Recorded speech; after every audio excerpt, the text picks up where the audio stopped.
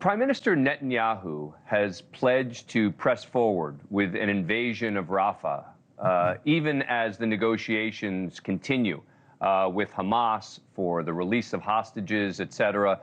Does that promise, do you think, make a deal more difficult? I cannot pass a final judgment, but for me, the issue should be looked at from different angle.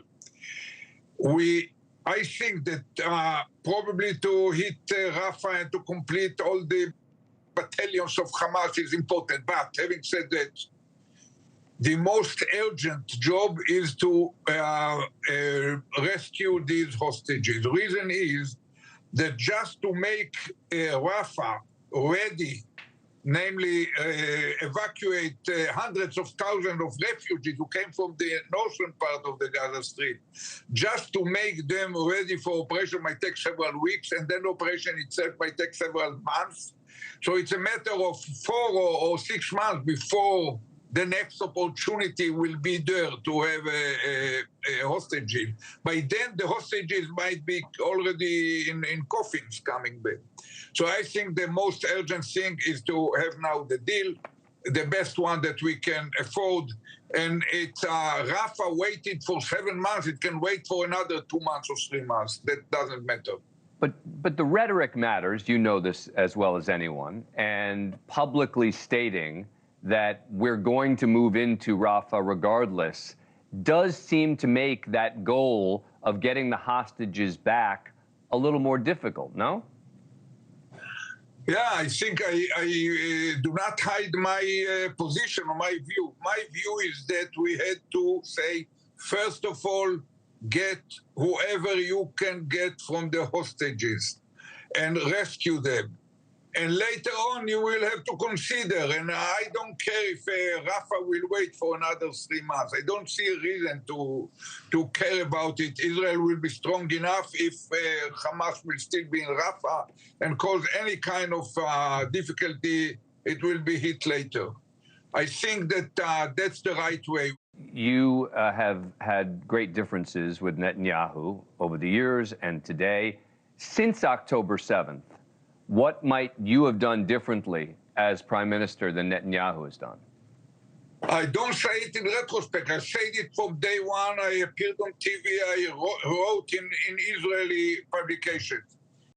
Israel cannot go into full regional war without thinking in advance about the morning after. And what we actually had is a strategic paralysis from day one. Netanyahu did not take a single strategic resolution, not in regard to the hostages, not in regard to the day after, nothing to the simple question, to whom we hand over the Gaza Strip once we conquer it.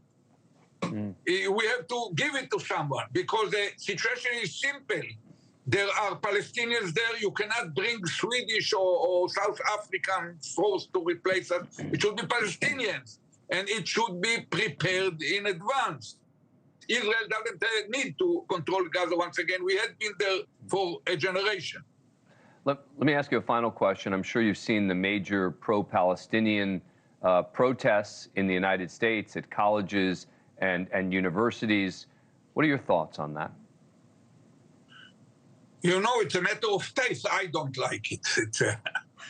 I think that in a way it stands out for certain ignorance about situation, short memory about the events that led to it. The causal chain has the Hamas at the beginning of it.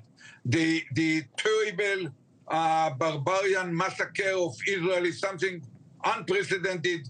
No student in his own country, for sure not in the United States, would not have accepted such a crime without being kind of causing results. And the result is the imperative, compelling imperative to destroy Hamas as a force that reigning Gaza and threatening Israel. It's a process that takes time, and we probably can explain ourselves better. We should behave in a way that will make clear to every honest observer in the free world that we are trying to minimize damage, and if there are any damage, the main responsible is the other side.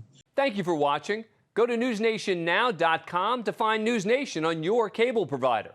And don't forget to click the red subscribe button below to get more of NewsNation's fact-driven, unbiased coverage.